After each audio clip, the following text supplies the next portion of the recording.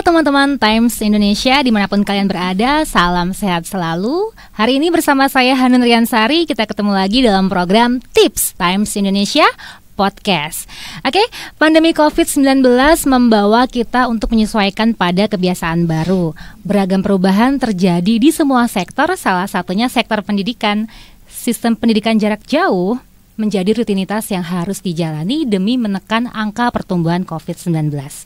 Nah, sistem ini erat kaitannya dengan koneksi internet yang diharapkan mampu menunjang efektivitas dari kegiatan belajar mengajar. Terkait dengan efektivitas ini dan tema kita hari ini, nah ternyata ada satu tempat di Yogyakarta yang popularitasnya sudah mendunia.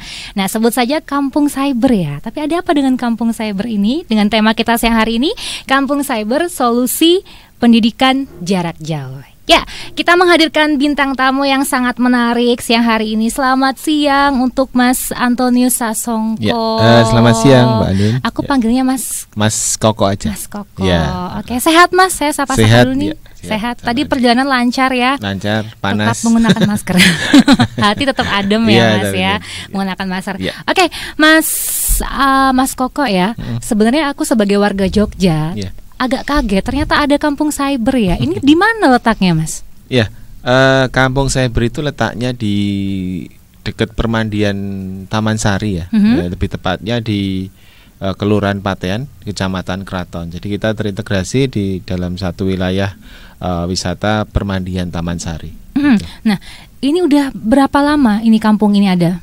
Ya, kita menginisiasi adanya Kampung Cyber ini sekitar tahun 2008 ya. Jadi sudah 2008, kurang lebih 12 tahunan. 12 tahun ya. 12 tahun. Oke, dan Mas Koko ini salah satu penggagasnya. Ya. Awal mulanya gimana Mas adanya Kampung Cyber nih? Ya. Awal mula di tahun 2008 itu kan internet belum seperti sekarang ya Mbak. Jadi belum seperti sekarang, belum ada smartphone, mungkin ada pun itu salah satu merek yang tidak terjangkau oleh teman-teman yang ada di kampung itu. Jadi waktu itu kita bersemangat untuk menghadirkan internet di kampung kami dengan biaya yang murah supaya bisa terjangkau oleh masyarakat yang ada di sekitar sana. Seperti itu. Nah, itu menyiapkan sarana prasarananya itu kan pasti agak ribet ya Mas ya. Satu rumah oke lah. Tapi ini kan satu RT nih, satu kampung. RT, ya, gimana tuh persiapannya saat ini itu? Ini juga enggak serta-merta ya, ketika kita menginisiasi adanya Kampung Cyber di pertengahan tahun 2008 itu tidak serta-merta satu kampung itu langsung terkoneksi, tetapi butuh proses yang cukup lama juga karena dari kesiapan warga juga kita harus menunggu karena hampir sebagian besar warga di sana itu memang buta tentang teknologi waktu itu. Saat itu. Jadi ya, kita di tahun 2008 itu kita ya harus Mas ya. Banyak sosialisasi ke mereka aja. Bagaimana internet itu seperti apa. Tapi pernah ada penolakan nggak saat itu? Kebetulan karena range umur di sana itu hampir sama mungkin ya. Jadi kalau yang generasi tua itu juga tidak terlalu banyak. Jadi kita lebih mudah untuk mengkoordinasi dengan teman-teman di sana. Ya bapak-bapak muda lah seperti itu. Bapak-bapak muda. Ya, jadi lebih mudah untuk mensosialisasikan tentang internet ini pada mereka. Sosialisasinya itu butuh berapa lama Mas sampai kemudian akhirnya masyarakat mengiyakan nih? Gitu kan. Jadi untuk pengenalan sendiri itu butuh waktu 2 tahun Mbak, untuk mengenalkan saja ya. Maksudnya mengenalkan saja. Jadi mengajak, mengenalkan, memberikan pelatihan kepada warga itu butuh waktu 2 tahun. Dari situ baru proses untuk pengembangan manfaat dari internet. Nah, itu butuh waktu sampai tahun 2015 kalau nggak salah. Jadi 7 tahun ya. Berarti ada kegiatan rutin saat itu ya. Ada kegiatan rutin untuk pelatihan tentang internet ini. Bentuknya pelatihannya didatengin ke rumah satu persatu? Enggak, kita kumpulin di satu ruangan. Kita pinjam salah satu lab komputer di salah satu universitas di Jogja. Kita membawa warga ke sana. Jadi seminggu penuh itu kita mengajari mereka tentang internet. Ada kesulitan tersendiri Mas ketika sosialisasi itu? Kesulitannya itu untuk 2 tahun loh Mas. Iya, benar. Karena memang mereka tidak punya alat ya awalnya. Karena kita hanya punya satu komputer, kebetulan saya punya 2 PC waktu itu. Saya satu PC saya tempatkan di pos ronda. Pos ronda. Tapi kan. aman Mas di situ. Pos rondanya tertutup jadi aman, bisa dikunci. Oke. Gitu. Okay. Jadi itu cikal bakal dari mendekatkan tentang teknologi pada warga di pos ronda itu. Jadi tempat kita kumpul bersama. Jadi di situ mereka belajar tentang internet dengan satu PC yang kita punya itu, karena kita ada keterbatasan alat untuk mengakses internet.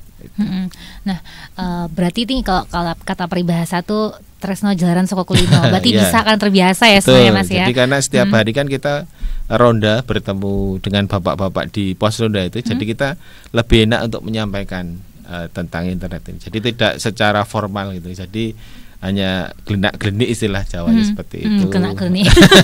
Tapi kalau masang jaringan internet ya, koneksi internet, pasti kan ada pembiayaan tuh Mas. Betul, itu ya. dibebankan ke siapa? Ya, karena ini memang dari awal itu memang semangatnya dari warga ya, iurannya itu dari warga juga. Dari warga, dari warga untuk warga. Dari ya? warga untuk warga. Jadi di awal itu ada beberapa orang kita kalkulasi berapa habisnya, terus kita bagi rata semuanya. Bagi rata semua. Ya, untuk membeli alat-alat dan inventaris yang kita perlukan untuk membuat jaringan yang ada di kampung itu. Oke, dan pernah nggak ada kendala kayak lambat nih koneksinya gitu? Awal-awal seperti itu. Nah, jadi memang kita awalnya kan kita yang penting warga bisa mengakses internet dulu. Nanti untuk mengatur tentang bandwidth dan jaringan yang lain itu urusan belakang seperti itu. Jadi memang awalnya hanya membagi jaringan internet yang kita punya ke warga yang ikut di dalam jaringan itu. Oke, nah ini yang penting warga bisa mengakses internet dulu. Nah, itu kan semua bisa mengakses kan berarti Mas? Betul. Itu apakah ada anak-anak, ada orang tua muda kayak gitu?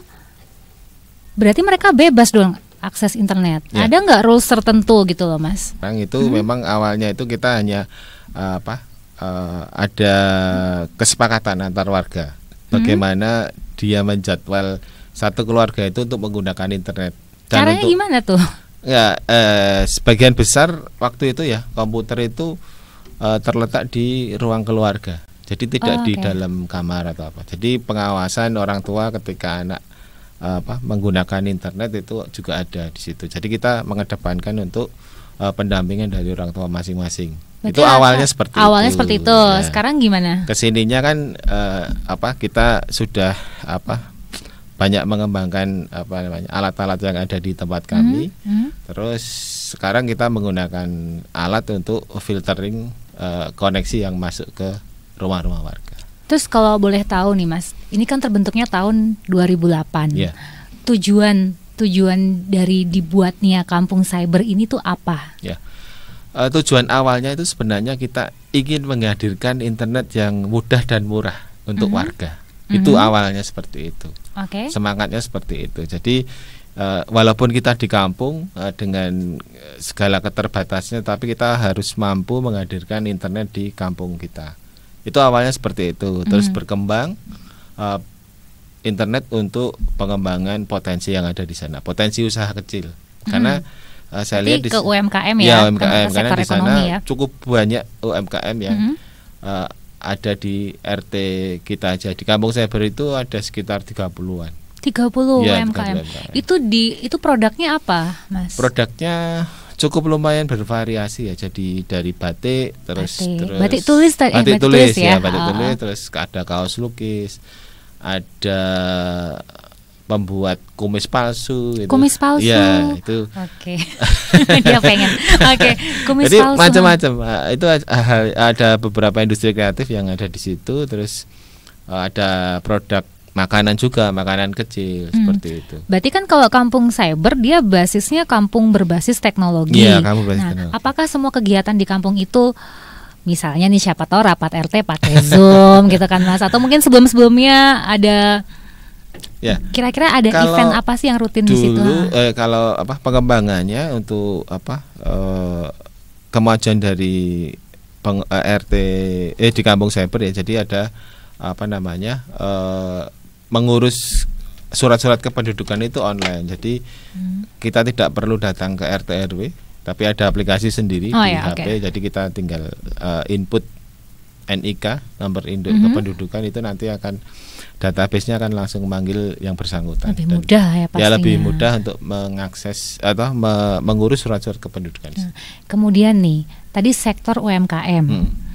Kaitannya UMKM sama cyber. Nah, saya tuh mulai mikir, Mas, itu kan ada beberapa ibaratnya kan ini ya kayak apa usaha-usaha masyarakat setempat kayak barang-barang kerajinan itu kan.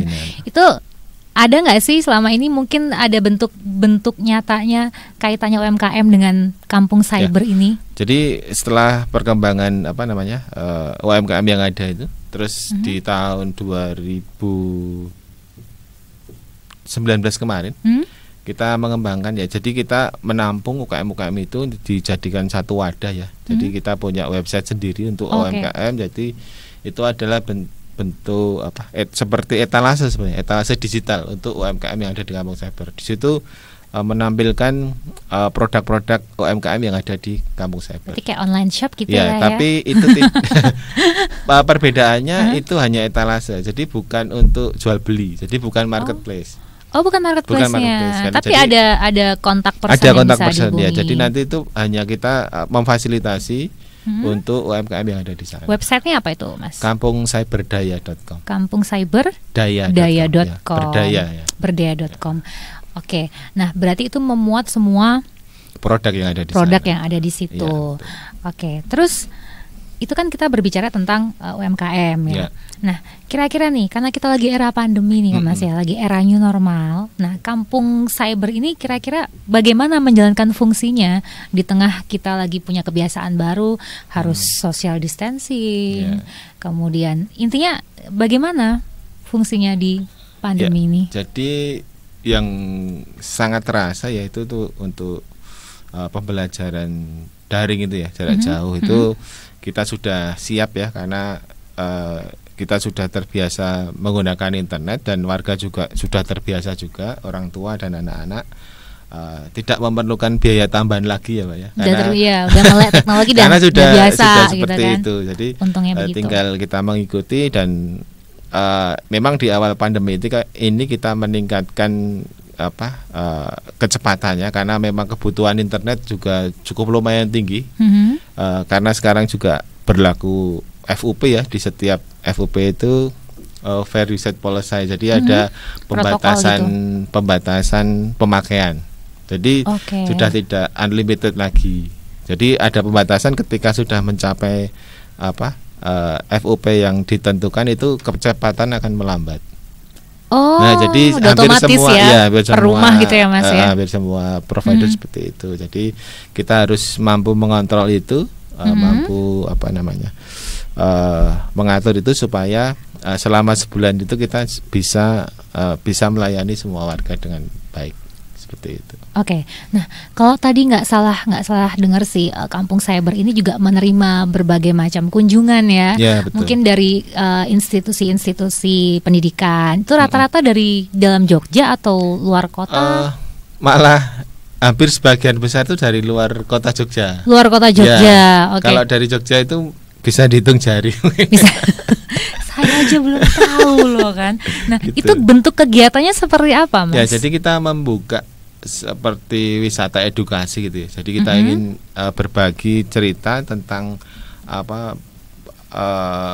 membangun sebuah kampung berbasis teknologi atau penerapan teknologi di perkampungan dengan teman-teman dari SMK, dari universitas-universitas itu yang sering kunjungan ke tempat kami. Gitu. Oh gitu. Ya. Nah, tapi kan kalau ngomongin masalah lokasi dengan koneksi wifi, saya pikir di banyak tempat pun ada. Bedanya kampung cyber dengan tempat-tempat yang lain itu apa, Mas? Yang ditonjolkan itu apa? Ya. Jadi kampung cyber itu lebih ke pemberdayaan. Jadi bagaimana kita mengangkat potensi-potensi warga di sana dengan teknologi dan jaringan ini kan semua itu swadaya. Jadi memang berasal dari warga semua. Jadi itu itu bukan bantuan dari pemerintah, bukan bantuan dari perusahaan atau apa. Ini memang benar-benar muncul dari masyarakat sendiri, dan itu butuh proses yang cukup panjang. Sampai sekarang kita bisa bertahan itu juga karena proses tersebut. Jadi ketika awal-awal adanya kampung cyber, kita menginisiasi ada kampung cyber itu banyak sebenarnya kampung di Jogja yang mengekor. Oh ya. Ya, ada beberapa kampung. Tapi mereka juga sekarang nggak tahu rimbanya, jadi hanya bertahan 1-2 tahun terus hilang. Ya. Jadi memang butuh proses dan butuh partisipasi dari warga sendiri itu untuk mempertahankan kampung. Kalau namanya cyber ya, dunia maya itu kan nggak kelihatan, Thomas. Nah, sementara kan ada beberapa instansi pendidikan yang ibaratnya studi banding gitu kan ke situ. Nah, apakah ada bentuk visualisasi khusus yang bisa ditunjukkan kampung cyber ke para wisatawan inilah gitu? Jadi di sana banyak spot-spot mural sebenarnya, Mbak, untuk identitas visual kita. Jadi dengan mural tersebut sebenarnya kita ingin menyampaikan kondisi kampung cyber itu. Muralnya itu digambar oleh siapa, Mas? Muralnya digambar oleh warga sendiri. Warga sendiri. Ya, warga sendiri. Jadi semua di mural tembok-tembok sana, dan semua hampir bertemakan tentang teknologi dan budaya. Jadi kita tidak meninggalkan budaya kita sebagai. Jadi bisa buat spot foto dong. Iya, banyak spot foto di sana untuk bisa Instagramable ya. Jadi kita buat seperti itu. Di sana juga ada peta petunjuk wilayah di kampung saya, jadi lebih mudah untuk mengarahkan wisatawan. Gitu. Nah, para kita sebut aja wisatawan ya, Mas ya. Nah, itu untuk bisa melakukan studi banding nih ke situ, karena kan dari luar kota. Betul. Itu mekanismenya seperti apa? Di tempat kami mekanismenya biasanya mereka itu lebih banyak kerjasama dengan travel agent gitu ya. Jadi mereka yang menghubungi kita dan bikin pemesanan gitu biasanya dari mereka. Biasanya 1-2 bulan sebelumnya itu. Mereka pesan tempat gitu dengan berapa nanti yang berkunjung berapa orang. Nah, nanti kita jadwalkan di situ bisa atau enggaknya nanti. Itu paket wisata ya, Mas ya? Paket wisata. Boleh tahu nggak sih berapa, Mas? Kalau untuk pelajar itu 8.000 sampai 10.000 per orang ya. Per orang. Nanti di sana kita ada minum, snack gitu. Tapi itu ada kayak tour guide-nya gitu. Ada, nanti tour guide-nya juga dari warga. Jadi untuk wisata edukasi ini kita jadwal. Siapa yang nanti ketika tamu A itu ada jadwalnya yang untuk mengantar tamu ini, untuk menyiapkan ini nih. Jadi kita rolling seperti itu. Tapi yang belum bisa saya tangkap ini ketika saya datang sebagai wisatawan mau studi banding gitu, saya datang ke kampung cyber gitu, kira-kira apa yang Mas edukasikan ke saya sebagai wisatawan? Ya. Jadi kita mengedukasi mereka bahwa internet itu tidak tidak serumit yang mereka bayangkan. Bisa diterapkan di masyarakat paling bawah seperti kampung seperti ini. Jadi prosesnya yang mereka itu biasanya belum tahu. Proses dari awalnya itu seperti apa sih, pengen membuat kampung seperti ini, tetapi proses awalnya itu bagaimana itu biasanya yang mereka ingin tahu itu seperti itu. Bagaimana mensosialisasikan ke warga itu kan juga butuh trik juga ya untuk orang tua, untuk anak-anak seperti apa seperti itu. Berarti terus responnya tuh selama ini gimana, Mas? Banyak yang studi banding gitu? Studi banding sering banget nggak sih? Ya, cukup banyak. Jadi sebelum pandemi ini hampir seminggu pasti 2-3 kali. Itu 2-3 kali. Ya, dari luar kota biasanya malah. Saat itu ada batasan jam operasional ada. Jadi kita buka paling pagi itu jam 9 untuk menerima tamu, terus paling untuk tutupnya jam 5 sore. Kalau ini satu kali kunjungan tuh butuh durasi berapa lama, Mas? Durasi sekitar 1-2 jam. 1-2 jam. Oke. Kemudian kira-kira seberapa besar sih manfaat yang diperoleh warga dengan adanya aktivitas kampung cyber itu? Ya. Jadi kalau ada kunjungan seperti itu memang kita hampir sebagian besar melibatkan semua warga. Dari yang jaga, terus nanti yang nganterin, yang jemput itu kan ada yang kita plot seperti itu. Terus nanti kalau memang butuh snack dan yang lain-lain, nanti kita ordernya ke warga. Jadi muternya hanya di situ. Jadi kita ada pemberdayaan untuk dari warga untuk warga Jadi gitu seperti kan. itu. Tapi itu kan sebelum pandemi, Mas ya. Sebelum pandemi. Sekarang gimana situasinya setelah pandemi Sekarang ini? pandemi kita masih tutup sampai saat ini, kita belum berani menerima tamu dalam jumlah besar karena memang kalau tamu di tempat kami minimal itu memang satu bis. Satu bis itu sekitar 50 orang ya. Oh, banyak juga ya. Maksimal itu sekitar 5 bis biasanya. Sampai 250. Itu selain dari lokal Indonesia juga ada yang dari luar ya tadi Mas. Dari luar kebanyakan ada, penelitian ya kalau dari luar. Betul. Oh, oke. Nah, ada berarti yang tinggal di sana juga waktu itu untuk penelitian dari mahasiswi Kanada. Ya. Wah, luar biasa. Berarti memang sudah mendunia ya. Ya. Kemudian ini Mas, ada rencana mau buka kapan? Rencana sih tahun depan ya, masih tahun depan. Tahun depan masih belum ini ya. Masih belum berani untuk awal-awal ini karena juga harus mempersiapkan tempat. Karena tempatnya juga kita pinjam dari warga yang ada di sana. Jadi warganya juga masih belum belum mengizinkan untuk dipakai. Oh ya, untuk meminimalisir itu ya Mas ya. Ya, nah ini dengar-dengar juga kemarin terkait dengan kampung cyber yang popularitasnya sudah mendunia. Ternyata kemarin ada salah satu bintangnya, kurasa kalau semua yang suka akses internet pasti tahu banget sosmednya ya. Nanti kita akan bahas, dengar-dengar ada ini ya, pendirinya bos Facebook main ke situ CEO ya. Facebook. Oke, siap. Nanti kita bahas dulu Mas, tahan dulu. Oke, teman-teman Times Indonesia, jangan kemana-mana, kita akan kembali setelah yang berikut ini.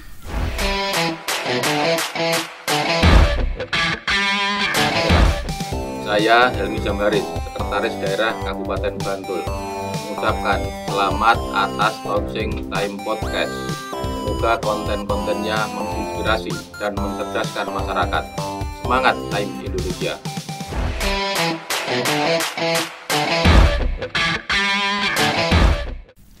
Oke, teman-teman Times Indonesia, bareng lagi sama Hanun Riansari di sini di Tips Times Indonesia Podcast. Masih barengan sama Mas Koko.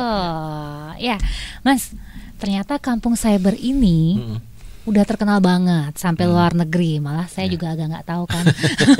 Nah, kemarin dengar itu ada CEO-nya Facebook ya, ada Mark Zuckerberg yang berkunjung ke kampung cyber. Tuh awalnya gimana, Mas? Ya, itu sebenarnya kunjungan yang benar-benar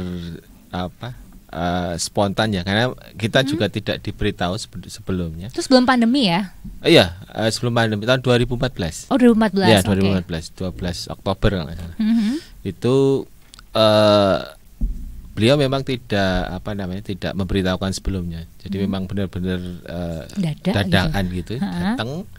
Terus warga di sana juga nggak juga waktu itu, makanya hampir setiap hari itu kan bule lewat wisatawan situ asing kan, ya, mungkin kan kisopo sama gitu. aja bule-bule yang lain. Podo wae gitu Mas. Jadi itu jalan bukan dari Taman Sari sih, memang jalan dari utara itu. Tiba di kampung cyber, terus tanya-tanya dulu dengan warga, bahkan dia rombongan tuh apa dia individu? Rombongan itu sekitar 8 orang kalau salah, 8 orang dengan tim Facebook gitu. Dan berpakaian seperti biasa lah, cuman berkaos, celana pendek itu. Jadi hanya jalan dan tanya-tanya tentang kampung cyber. Terus salah satu bodyguardnya itu tanya siapa yang bertanggung jawab di sini. Akhirnya diantar warga ke rumah saya, kebetulan waktu itu. Terus ketika bertemu pun dengan bodyguard tersebut tidak bilang bahwa yang mau bertemu itu Mark. Jadi saya masih celana pendek juga waktu jalan. Terus saya tanya siapa sih tamunya? Ya ada dari Amerika, dia bilang gitu. Ya kita ketemu dulu ya, karena agak jalan dari rumah saya itu. Ya, saya ketemu pun saya masih belum nggak waktu itu. Belum kan ya. Tim-timnya pakai kaos Facebook gitu kan, saya terus ini kok kayaknya kayak Mark gitu. Di situ ya mulai. Ya, terus akhirnya ya ketemu di salah satu tempat di kampung kami, ngobrol dikit untuk sebagai pengantar ya. Saya pengantar untuk Mark itu menerangkan kampung. Terus akhirnya dia ngajak jalan, muter-muter kampung. Saya ajak jalan ke pos ronda, ke rumah-rumah warga gitu. Ya di situ kan ngobrol kita bagaimana kita membangun kampung ini dari awal, terus sosialisasi ke warga bagaimana seperti itu. Jadi dia sangat tertarik ya, karena di kampung yang ya kampung-kampung biasa seperti itu ternyata sudah terkoneksi dengan internet. Itu kan gitu. Mark bule tuh Mas. Ngomongnya pakai bahasa Inggris. Bahasa Inggris ya. Ngomongnya gimana sih Mas kalau sama CEO-nya Facebook saat itu? Ya biasa, maksudnya ya tetap dengan bahasa Inggris yang terbatas ya. Saya tapi only lah ya.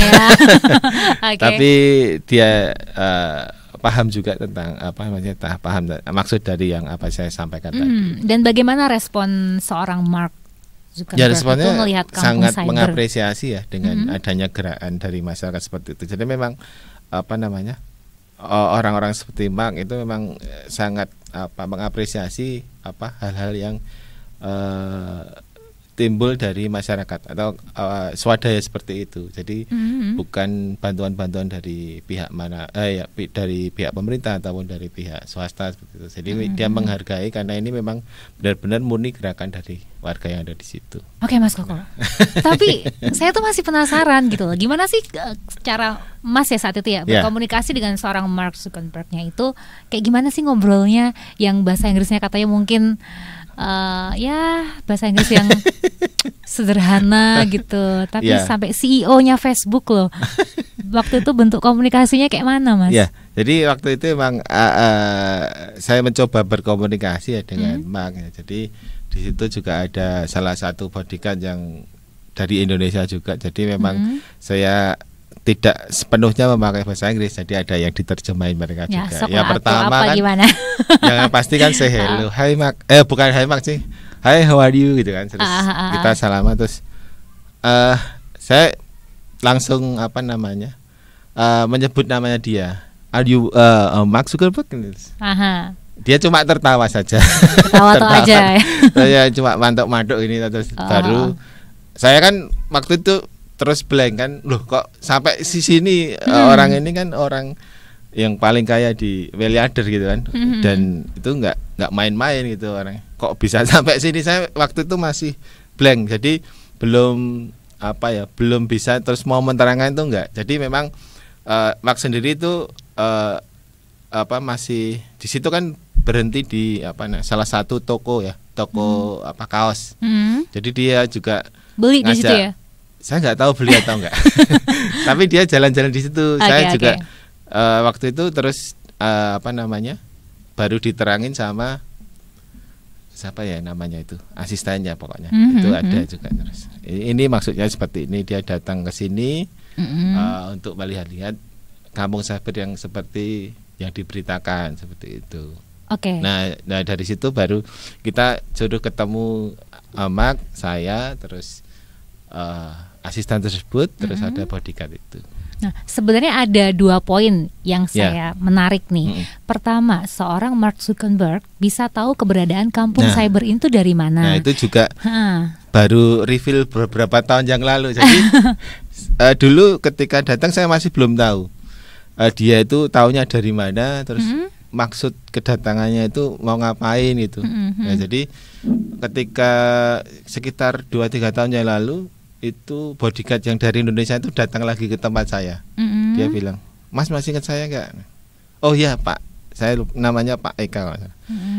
Oh iya, yang dulu dampingin Pak ya. Terus ngobrol, terus saya tanya dulu tuh awalnya gimana toh Pak, itu seperti itu. Terus baru diterangin sama dia bahwa dia Mark itu dari Borobudur ya, itu kan pagi itu viral Mark motoin orang di Borobudur saat itu ya. Hari itu pagi itu kan viral di Twitter kalau salah itu Mark motoin orang yang nggak tahu bahwa itu Mark Zuckerberg di Borobudur. Nah itu terus sorenya baru ke tempat saya. Nah itu ternyata beliau itu 2 kali. Jadi datang pertama itu muter-muter nggak tahu kampung cyber itu mana itu, karena nggak ada plangnya, nggak ada yang bisa ditanyain gitu kan.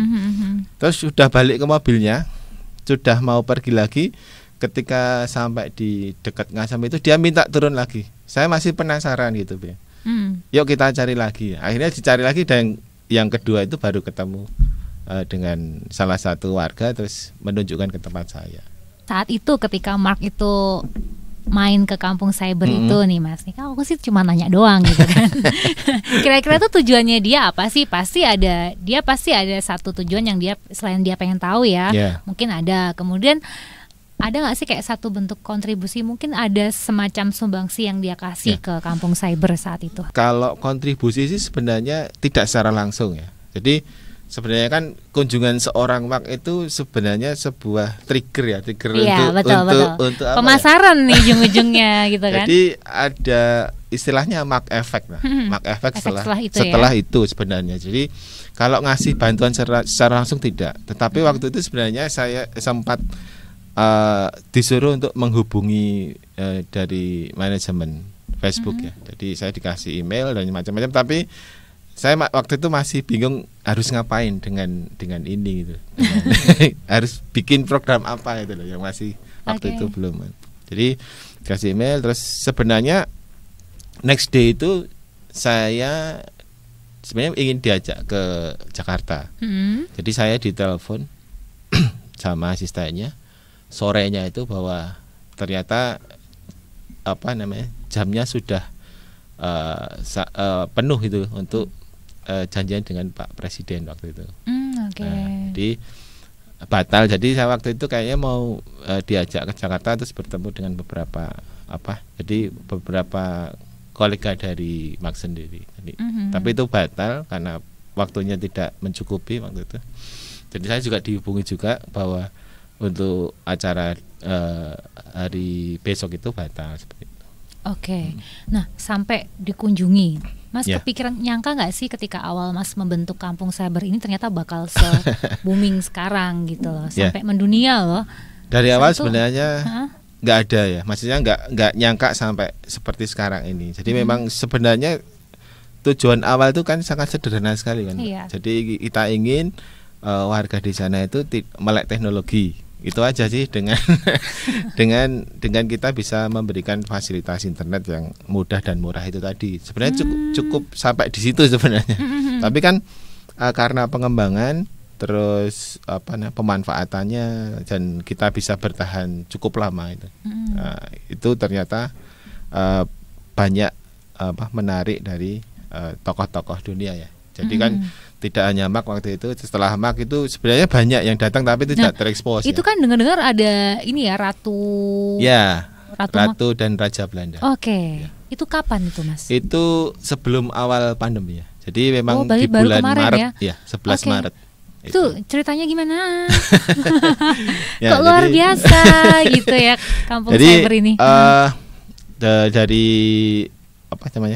kerajaan Belanda itu memang ada jadwal ke Indonesia waktu itu. Terus dari kedutaan Belanda yang di Indonesia itu ada tim yang memang mempersiapkan kunjungan dari Raja dan Ratu Belanda. Dari tim tim kedutaan itu sebenarnya punya banyak tempat yang ditawarkan ke kerajaan Belanda. Karena nanti kan Raja dan Ratu Belanda ke Jogja. Jadi selain di keraton itu apa yang ingin dikunjungi. Jadi sebenarnya banyak dari batik di Mogiri dan macam-macam itu proposal dari kedutaan besar itu dimasukkan ke kerajaan itu cukup banyak, tidak hanya kampung cyber. Berarti karena itu sama kerajaan ya. Saat itu agak ribet nggak protokolernya? Ribet banget. Ini mesti edukasi dulu ke warga gitu atau gimana? Paling ribet ya. Jadi persiapan itu 3 bulan sebelumnya. 3 bulan? Ya, dengan hanya kunjungan sekitar 20 sampai 30 menit. Apa aja tuh Mas yang disiapin 3 bulan tuh? Proposal dari kedutaan itu kan disaring dari sama kerajaan Belanda kan ya. Jadi hanya menyisakan 3 tempat. Salah satunya kampung cyber, dan 3 itu langsung disurvei sendiri oleh wakil duta besar Belanda yang ada di sini. Itu dulu yang ada raja dan ratu ya saat itu ya. Apa yang mereka lakukan di kampung cyber Mas ketika berkunjung? Mereka itu tertarik, jadi kayak perpindahan. Jadi lebih ke UKM sih. Jadi UKM yang ada di sana di kampung cyber itu kan dari manual beralih ke digital gitu. Jadi dia menyoroti itu. Nah, jadi tanggapannya beliau apa saat itu? Ya, sangat menarik. Maksudnya dia meluangkan waktu itu tidak sia-sia di kampung cyber, ya bilang itu. Terakhir ketika diwawancara itu seperti itu. Jadi ternyata memang UKM di sini itu juga sudah cukup maju dengan adanya internet yang mendukung dari pengembangan promosi produk-produk yang ada di kampung cyber. Tapi dengan persiapan selama kurang lebih 3 bulan ya. Berarti hari itu dikosongin dong jadwal. Betul. Oh gitu. Tapi kalau biasanya normalnya berapa instansi yang berkunjung? Kalau normal sih 2 biasanya. 2 ya, tapi saat itu memang khusus untuk Raja dan Ratu. Jadi memang tanggal itu kita blok supaya tidak ada kunjungan. Sebenarnya sehari sebelumnya ada kunjungan dari instansi itu ada. Jadi masih bisa. Jadi tanggal 10 itu masih ada kunjungan, kita menerima kunjungan. Tapi tanggal 11 itu memang benar-benar khusus untuk Raja dan Ratu Belanda.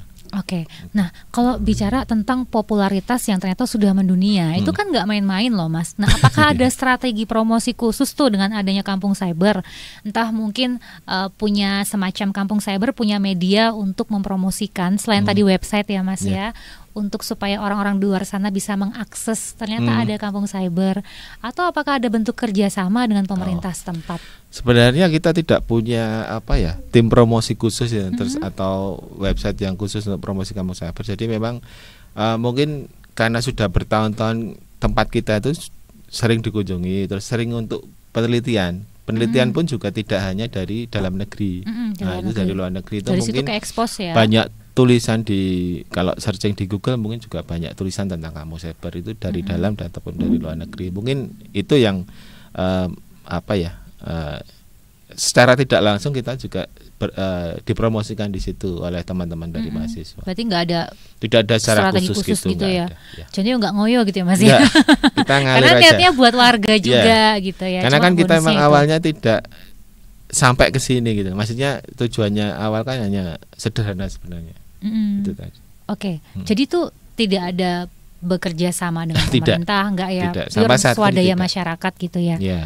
Oke. Nah, Mas, kira-kira bagaimana sih membangun Kampung Cyber ini di seluruh Indonesia tuh memungkinkan nggak sih kira-kira? Sebenarnya sih secara teknologinya sih memungkinkan, Mbak. Cuman kan setiap tempat atau setiap wilayah itu kan berbeda-beda dari sisi background dari masyarakatnya sendiri, kebiasaannya seperti apa. Itu juga setiap wilayah itu mungkin punya permasalahannya berbeda-beda. Itu ya. Kompleks lah ya. Kompleks sekali, tapi kalau secara teknis itu bisa. Tipsnya gimana? Tipsnya kita jadi kita harus melihat dulu karakteristik dari wilayah tersebut. Jadi baru ditentukan strateginya. Karena kan itu akan sangat membantu terutama sekarang. Betul, ya, lagi new normal, sistem belajar juga dari rumah, online gitu, dan saya pikir itu menjadi sesuatu yang menguntungkan untuk masyarakat Kampung Cyber kan. Ternyata aku udah bisa kok dari dulu. Tipsnya kayak gimana sih Mas? Ya, yang pasti kita lihat kondisinya dulu, masyarakatnya seperti apa, terus kita tentukan strategi bagaimana sistem yang mau dipakai di situ. Nah, baru nanti kita tentukan sosialisasinya mau seperti apa. Nah, itu sebenarnya sih bisa dibikin patternnya ya untuk itu. Jadi nanti tinggal dari pihak yang berwenang saja sih untuk bisa merumuskan itu dan bisa untuk istilahnya melegalkan atau memberi supaya itu bisa dipakai di daerah-daerah lain di Indonesia. Gitu. Nah, ini kan Mas sudah membangun dari tahun 2008 sampai dengan sekarang ya. Kurang lebih tadi berapa tahun tadi? Sekitaran 7 tahun. 7 tahunan. Ya. Ada hal yang kira-kira sesuatu yang kira-kira menjadi satu kegagalan nggak sih selama proses itu, Mas? Ya. Sebenarnya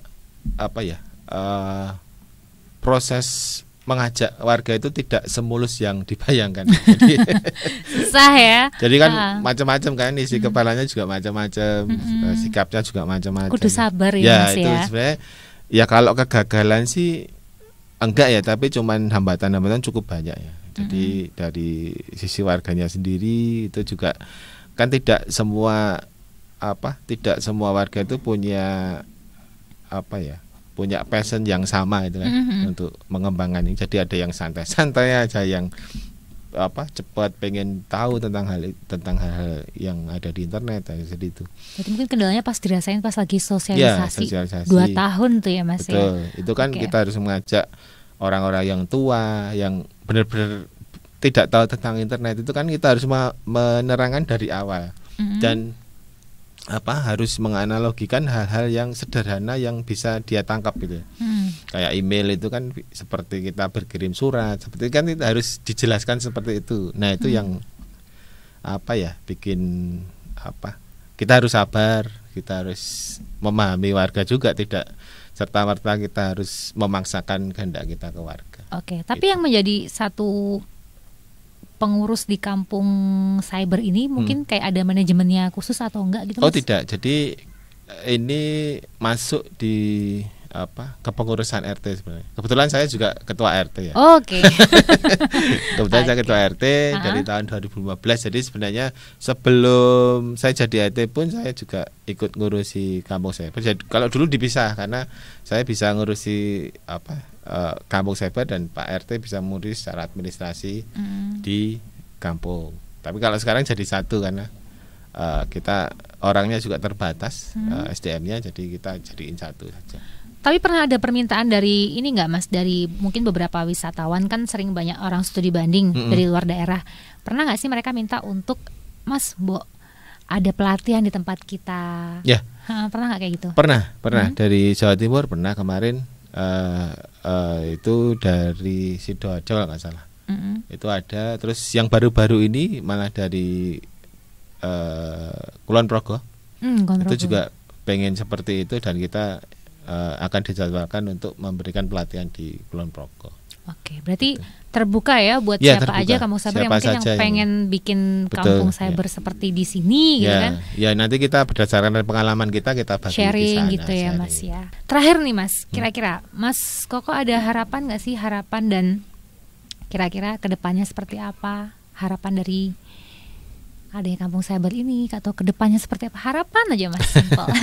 Ya, harapannya sih hal-hal yang sederhana yang muncul dari masyarakat itu bisa ditangkap oleh pihak pemerintah, minimal seperti itu ya. Jadi pengalaman kita dari awal sampai sekarang itu memang sangat minim respon dari pemerintah. Jadi memang kita harus benar-benar mandiri ya untuk membuat kampung seperti ini, swadaya. Jadi ya harapan saya sih pemerintah bisa merespon kalau ada gerakan-gerakan dari masyarakat seperti ini. Kan itu juga membantu mereka juga kan. Maksudnya dari bawah sudah punya semangat seperti itu, paling enggak mereka juga merespon dengan adanya gerakan seperti itu. Karena sekarang udah mulai masuk ke eranya kan seperti ini, era digital ya Mas ya. Kan.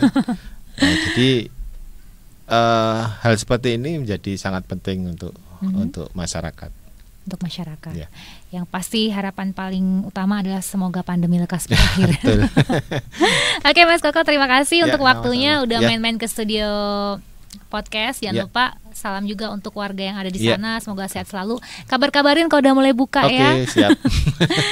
Oke teman-teman Times Indonesia, sekian perbincangan kita hari ini. Jangan lupa kita ketemu lagi di next episode, tentunya dengan tema yang gak kalah menarik, yang sayang untuk kalian lewatkan. Oke, dan jangan lupa untuk selalu like, komen, dan subscribe di channel YouTube kami, Times TV Jogja. Saya Hanun Riansari pamit, salam sehat selalu, sampai jumpa.